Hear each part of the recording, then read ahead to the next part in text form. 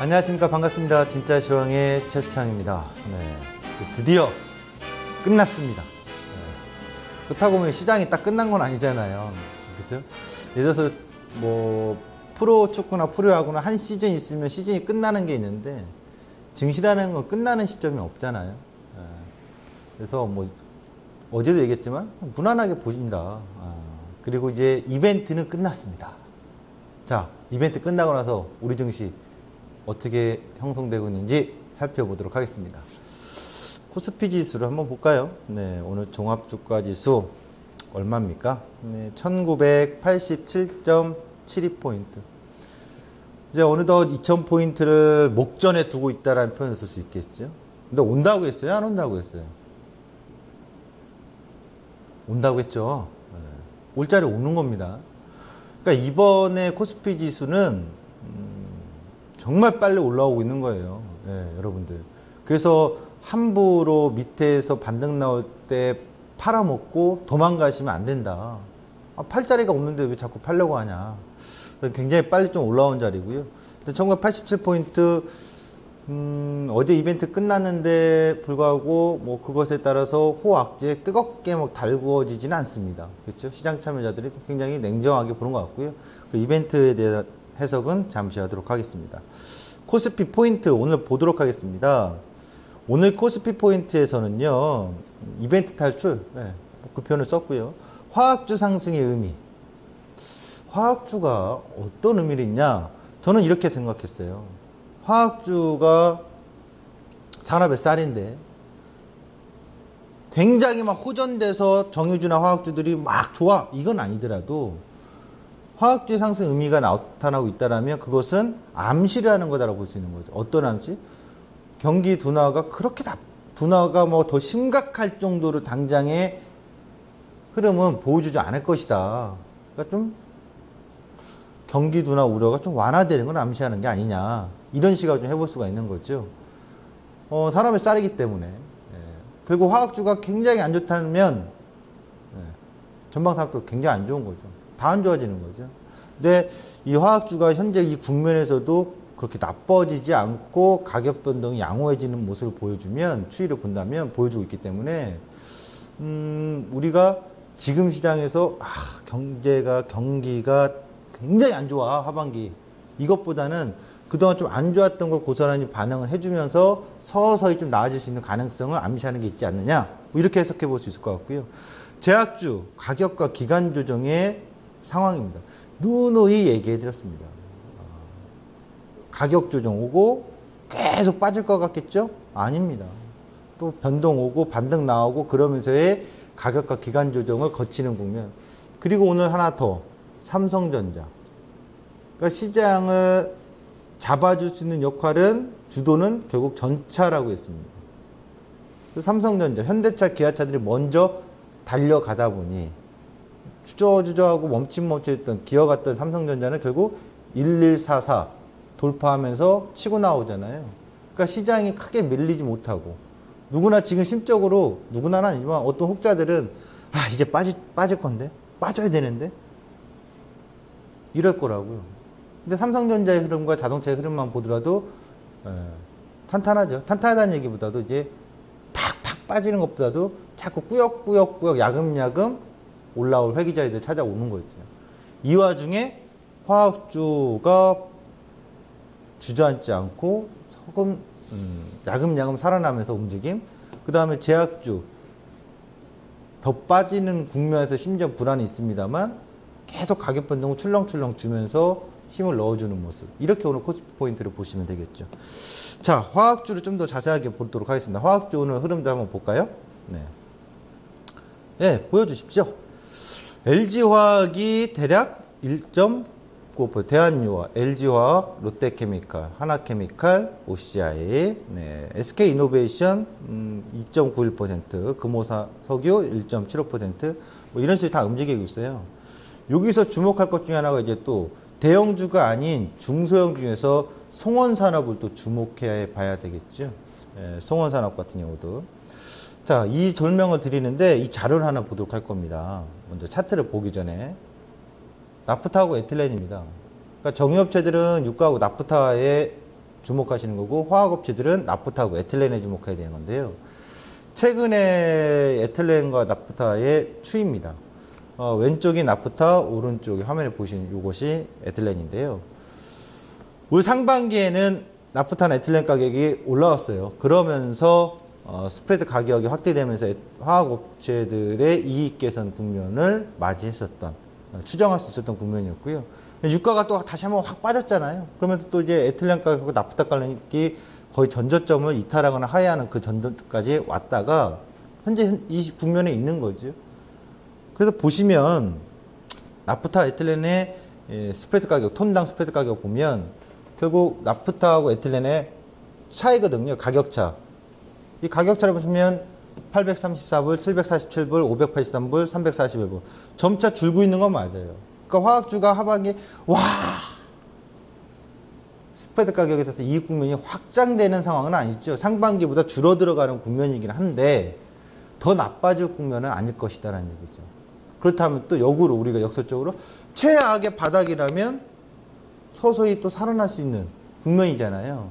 그것이 얼마나 또 빨리 사느냐 아니냐는 여부는 우리가 제가 이거 굉장히 이렇게 혹전될 거예요. 이게 아니라 최악의 국면에 거의 도달했으니 역설적으로 반전의 국면이 나올 수 있다. 이 정도 체크를 하시면 될 것 같은데 그런 분석을 왜 했냐면 이걸 보시면 돼요.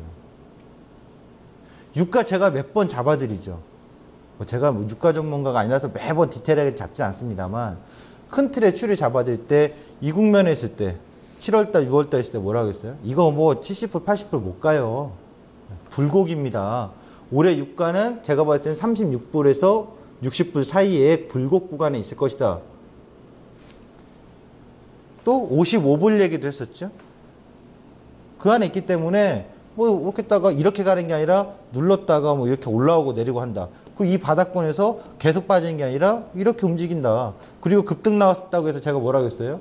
급등 나왔을 때 한번 또 집어드렸죠. 이렇게 급등 나왔다 해서 당장 60불, 70불 가냐? 아니요. 또 눌려서 흔들 겁니다. 기억나시죠? 그런 흐름을 지금 보여주고 있잖아요. 그렇다면 올해 유가가 36불이 저점일 가능성이 있다고 저는 보고 있는데 그럼 서서히 유가가 또 다시 반전의 국면을 맞이하게 된다. 왜 또 그렇게 볼까요? 한 가지 해석을 해보라면 오펙 회원 국가들이 6월에 정례회의가 끝나고 긴급 소집 한 번 했었고 12월에 정례회의가 있거든요. 그 시점에서는 또 감산 얘기가 좀 더 나온다면 확정적으로 유가는 빠지겠어요? 서서히 오를 국면을 맞이할 수 있는 어떤 이슈적 모멘텀이 대기하고 있다는 얘기죠. 그래서 지금의 에틸렌이라든가 나프타 가격에 계속 안 좋은 하향의 소식을 접하면서 아이고야 죽었구나, 계속 안 좋구나, 이거보다는 그래? 반전이 나올 수 있겠구나, 이걸 추정해 볼 수 있다 이거죠. 그래서 제가 화학주를 그렇게 이야기를 한 겁니다. 암시를. 그럼 잠깐 차트를 한번 볼게요. 화학주 주가에서 벌써 돈의 냄새가 빨리 나잖아요. 돈이 가장 빠른 냄새를 보여주는 건데 화학주 LG화학, SK이노베이션 보도록 하겠습니다. 아니 에틸렌하고 나프타가 그렇게 안 좋아서 바닥 찍고 막 전저점 깼으면 예를 들어서 영향력 큰 롯데케미칼이라든가 LG화학은 저점 깨러 가야죠. 맞지 않습니까? 주가 추이를 한번 대입해 봅시다. 아까 보셨다시피 에틸렌 가격이 막 올라갔어요. 그럼 LG화학 올라오고 있어요. 여기서 대표적인 게 또 롯데케미칼이니까 롯데케미칼도 같이 볼게요. 롯데케미칼도 에틸렌 상승 국면에서 막 올라왔죠. 그럼 지금 이 시점으로 주가로 에틸렌 가격은 이 시점 작년에 4분기 시점까지 빠졌잖아요. 그렇죠? 여기서 아까 그 차트 한 번만 보여주셨어요? 에틸렌하고 나프타 가격 추이? 비교를 잘 보자고요. 잊어버릴 수도 있으니까 그림을 보십시오. 에틸렌 가격인데 전저점 때까지 빠졌다가 지금 반등 나오고 그러면 주가도 안 좋았으니까 빠져나가야 될 거 아니에요. 앞으로 더 안 좋을 거라면. 근데 주가 추이를 한번 볼까요? 왜 안 빠져요? 롯데케미칼 LG와 에틸렌의 가격의 추이를 추정을 한다면 빠져나가야 되는데 왜 안 빠질까요? 그리고 수급 자체도 기관들이 LG화학 들어와 주고요. 롯데케미칼은 기관도 들어오고 단기적으로 기관도 들어오고 외국인도 들어와 주고. 그러면 이 얘기는 역설적으로 아까도 했지만 더 밑으로 내려가는 것보단 에틸렌 가격이나 나프타 가격 반전의 가능성이 있구나라는 시점. 그러면 주가 자체도 보시면 단기적으로 어떻습니까? 8월에 저점에서 서서히 올라오고 있잖아요. 그럼 하반기 자체에 고점으로 얼마나 많이 세게 달릴지 여부는 아직 불투명하고 불확실하지만 어떻습니까? 저점을 일단 잡아놓고 막아놓고 있다라고 봐야 되겠죠. 이런 점에 있어서 경기대에서 그런 암시를 좀 하고 있는 게 아니냐 이렇게 좀 보시면 될 것 같습니다. 그다음 SK이노베이션을 하나 더 볼까요? SK이노베이션은요 이 가격을 계속 요즘 정유주 잡아주고 있고요. 전 여기를 본다고 봐요. 11만 원대 와야 돼요. 찍어줘야 될 자리거든요. 그리고 여기 하나 더 있어요. 여기 7월 달에 갭방구가 나 있는 자리가 있는데요. 기억하기 쉽게 갭방구로 한 거고요. 갭이 하나 있는데 갭 전에 이 7월 달 최대 거래량 터진 자리가 있어요. 거기를 뿌역뿌역 어찌됐든 찍어주라 봅니다. 찍어주고 난 다음에 탄력이 살면 바로 윗전에 있는 상전 노릇하고 있는 갭을 메울 것이고요. 그렇게 포인트를 보시면 될 것 같습니다. 자, 코스피는 이렇게 해서 정리를 좀 해봤고요. 코스닥으로 넘어가도록 하겠습니다. 코스닥 지수 한번 보여주세요. 네, 이거 아니죠. 코스닥 지수 한번 보겠습니다. 지수는 크게 신경 쓰지 말자. 예, 뭐 680대 뭐 꾸역꾸역 뭐 왔다 갔다 합니다. 의미 있는 것들을 찾아보겠습니다. 코스닥이 굉장히 뜨거워지려면요. 하반기 예를 들어서 전고점인 788포인트죠. 넘어서려고 한다면 어떠한 일이 생겨야 될까요? 예상을 해보면 이래야 되겠죠. 지금 코스닥에 돈이 가장 많이 몰려있는 쪽이 어딜까요? 예, 그쵸. 바이오겠죠. 빙고죠. 또 새롭게 몰리거나 새로운 곳으로 가려면 뭔가 있어야 될 거 아니에요. 그러니까 기존의 코스닥이 막 뜨겁게 올랐을 때 초반에 반도체 쪽으로 몰렸다가 그 반도체를 확 뺀 게 아니라 서서히 차익 실현 주고 이 상황에서 새로운 물이라고 하기보다는 기존에도 물이 조금씩 찼는데 더 확 물을 갖다 부은 게 있었죠. 그게 누구예요? 바이오죠. 그러니까 코스닥 지수 전체적으로 이렇게 뜬 거죠. 이 상태에서 다시 가라앉았죠. 펌프질 해가지고 바람을 넣어야 될 거 아니에요. 그럼 바람을 세게 넣으려면 더 세지려면 어떻게 해야 돼요? 바이오도 다시 살아나고 새로운 것도 바람을 넣어줘야 되겠죠. 그럼 새로운 건 어딜까요? 보도록 하겠습니다. 코스닥 포인트를 보시면 저는 이렇게 봤습니다. 하반기는 핀테크하고 사모니터는 지난번에 한번 언급해드렸죠. 그럼 이게 새로운 물이 되는 거고요. 풍선에 바람을 넣어주는 거. 그럼 돈은 또 일로 몰리고 있겠죠. 그러면서 더 뜨겁게 달궈주려면 바이오도 같이 펌프질 해줘야 되죠. 전고점은 시원하게 못 돌파하더라도 너무 많이 빠졌어. 실적에 근거는 없기 때문에 빠지는 건 당연하지만 돈이 몰렸을 때 와장창 빠지지 않으니까. 당장 상장폐이 될 거 아닌데 고점 대비 100% 빠진 일이 있겠습니까? 상장폐이 되면야 빠지겠지만 그게 아니면 우리가 알고 있는 오래전에 몇백 년 전에 살아계셨던 피보나치 할아버지가 알려줬던 피보나치 수열이 있잖아요. 중심값이라는 게 그런 거거든요. 피보나치. 그럼 38점이 황금 비율에까지 빠지면 반등 나올 거고 하프 자리 빠지면 하프에서 힘의 충돌 나오는 거고 61.8까지 오면은 과매도에서 리바운딩 나오는 거거든요. 그런 가격 변동을 같이 보여주는 국면. 그럼 이 둘이 손잡고서 정말 뜨거워지면 코스닥 지수는 700을 확 뛰어넘을 거고 뜨거워졌다 말았다. 온탕 냉탕을 서로 왔다리 갔다리 하면 코스닥 지수 자체는 그냥 계속 가격 구간에서 왔다 갔다 하는 거죠. 700포인트 기준이나 660포인트 기준에서 등락을 계속 해주는 과정이 되겠죠. 코스닥의 흐름은 올 하반기 그렇게 추정을 하시면 될 거예요. 그리고 그 외 쪽으로 계속 하반기 강한 종목도 찾아서 공부합시다. 실적에 기반된 종목을 찾아내시면 되는 거고요. 자, 코스닥은 그래도 하반기 이렇게 좀 설명을 전체적으로 해드렸습니다. 네. 이걸 이제 그림으로 막 차트 갖고 설명드리면 좋은데 언제 기회가 되겠죠? 네. 뭐 무료 공개 방송이라든가 강연회가 있으면 설명해드리겠는데 일단 그런 흐름의 모습들이 나타나고 있는 것이다 라고 보시면 되겠고요. 자, 핀테크 사모니터를 한번 점검해 보도록 하겠습니다. 주가를 한번 싹 볼까요? 관련주들을 한번 보여주세요. 띄워줄 수 있으시면. 네. 한국정보인증 나오고요. 유비발럭스, 코나, 아이모, 아모텍, 다우데이터 나옵니다. 쭉쭉쭉 보시죠. 네. 또 다우기술 이것뿐인가요? 더 많을 텐데요. 뭐 한국전자금융도 포함이 될 거고, 효성 ITX, 코콤, 뭐 코맥스, 스네, 엔테스. 하여튼 관련만 됐다면 다 갖다 붙여서라도 움직이는 것들이니까요. 테마가 형성되면.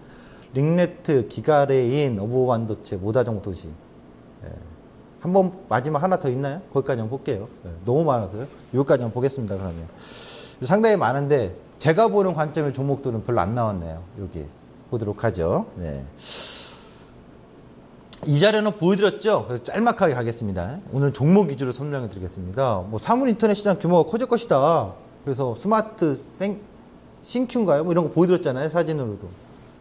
그러니까 앞으로 IT 관련돼서는 사물 인터넷 관련. 그러니까 사물 인터넷에 대한 시장이 엄청나게 커졌기 때문에 이야기할 때 그때 보안을 많이 봐야 되지 않느냐. 그리고 그 안에 들어가는 칩 부분. 그래서 RF 칩도 있고 통신 칩도 있고 AP도 있고 얘기를 해드렸죠. 그 다음에 해외 핀테크 얘기할 때 뭐라고 했죠? 페이가 당장 주목할 건 아니다. 왜요? 해외에서 얘기하면 해외에서는 이렇게 송금, 결제, 자산관리, 투자, 정보보안인데 제가 봤을 때는 향후에 페이는 이렇지만 일단 보안 쪽이다. 국내 기업들을 보도록 하죠. 국내 기업도 페이가 너무 많아요. 어떤 페이를 결제해야 될지 몰라 아직. 예? 뭐 중국 같은 건 대부분 다 알리페이로 쓰지만 우리나라는 뭔 페이로 써야 될지 너무 많아요. 카카오페이 써야 될지, 삼성페이 써야 될지, 뭐 페이나우로 써야 될지 너무 많아서 아직 이 부분은 수익성 사업은 당장 아닐 것인데 결국 이런 사업들을 펼치려면 보안 업체는 당장 수익이 나온다는 얘기죠. 왜요? 보안 서비스가 관리가 돼야 이런 서비스가 나올 테니까요. 그래서 그때 당시에 이 보안 서비스 업체에서 라운시큐어, 뭐 시큐브, 이니텍, 안랩, 윈스 이야기를 좀 해드렸잖아요. 하나하나씩 종목으로 가보도록 하겠습니다. 이 종목들도요, 무조건 테마 형성에 그룹이 바람이 분다고 해서 마구잡이 잡으면 안 돼요. 실적을 보셔야 돼요. 실적 없이 올라가는 종목들은 언젠가 사고 칩니다. 그건 여러분들이 펼쳐보시면 알잖아요. 그것까지 막 다 일일이 뭐 이렇게 할 수는 없는 거고. 펼쳐보면 나와요. 자, 윈스부터 가도록 하겠습니다. 윈스는 얼마 전에 설명드렸지만 사물 인터넷 확산 기대되고 보안 관련 수혜다. 실적은 일단 반영돼서 오르고 있다. 이렇게 얘기를 해드렸죠.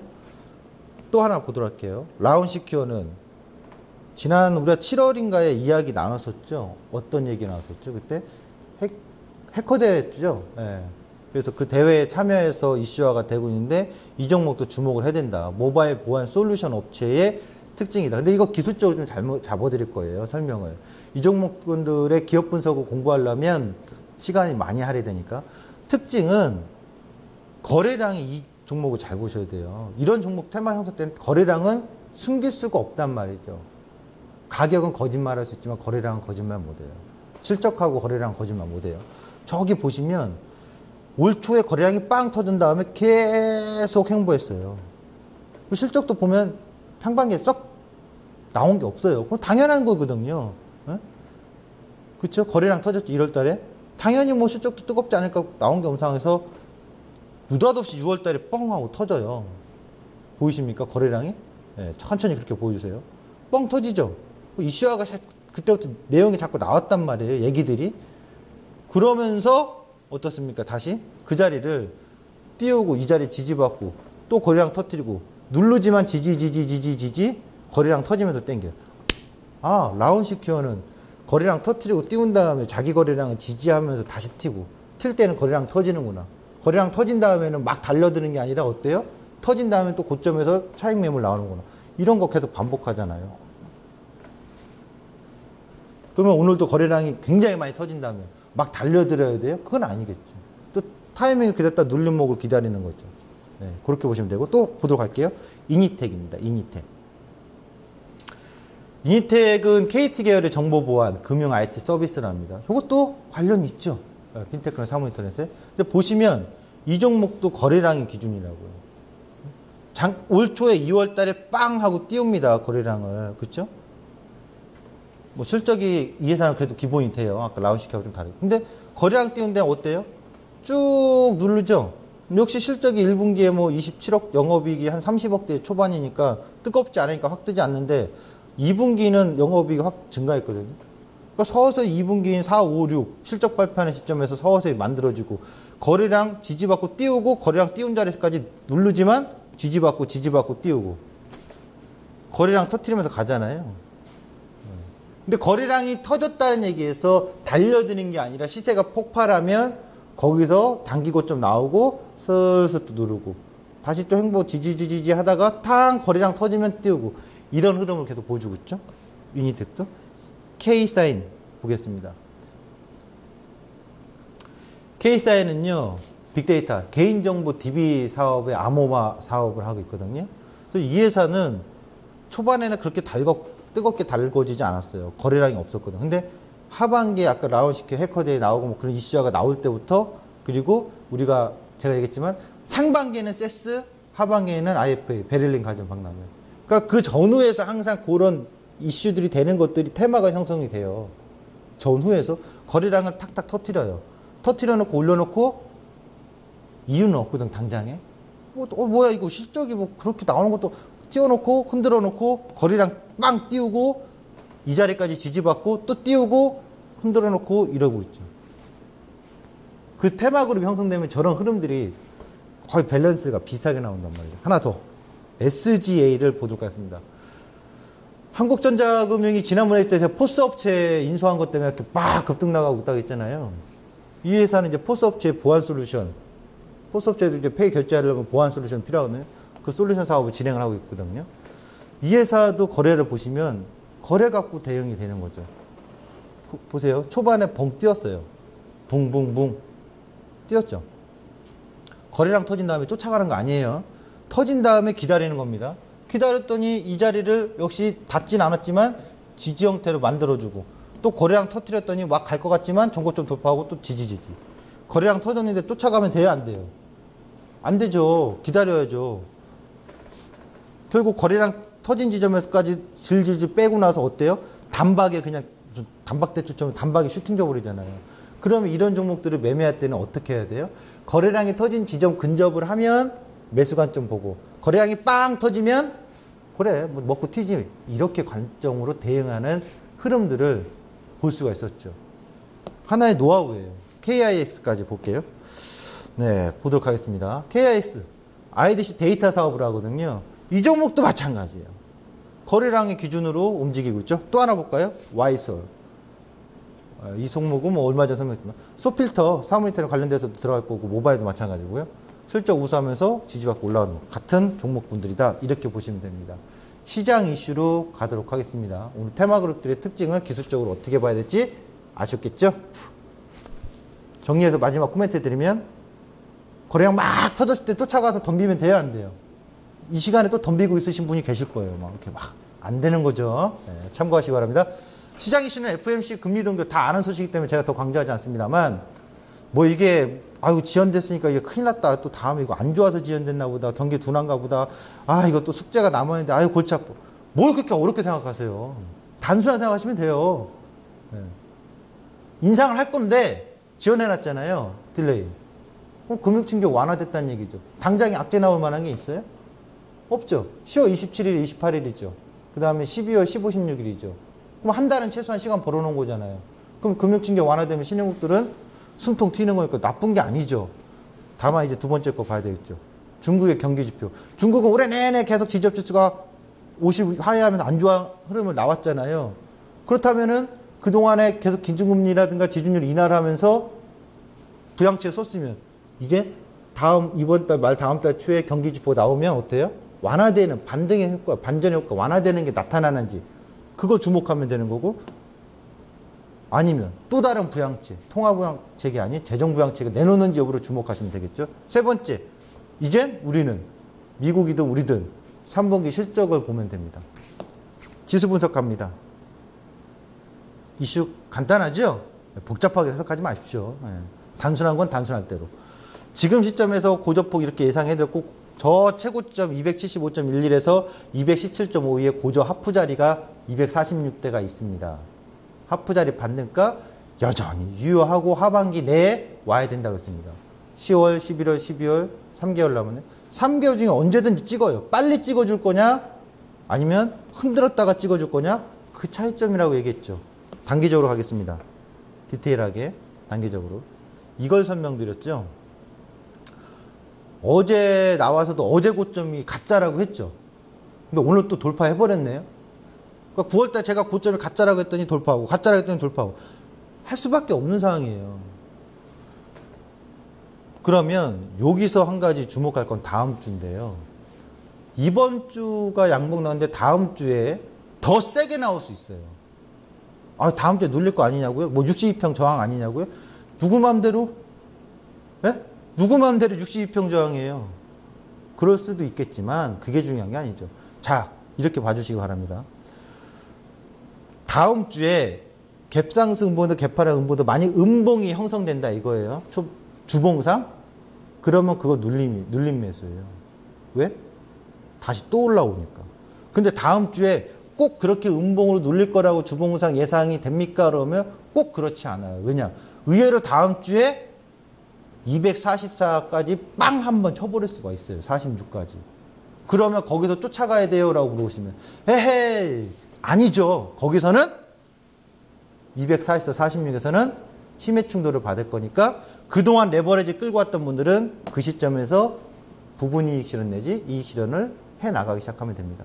많이 다음 주 초반에 눌러주면 참아주고 또 올라가는 거 보는 거고 현금 있는 분들은 또 분할 매수 시점을 노리면 됩니다. 이렇게 예상을 하고 있고요. 자, 목표가 회의가 그대로 유효하다는 거 참고하시면서 저는 다음 주에 뵙도록 하겠습니다. 감사합니다. 최수찬이었습니다.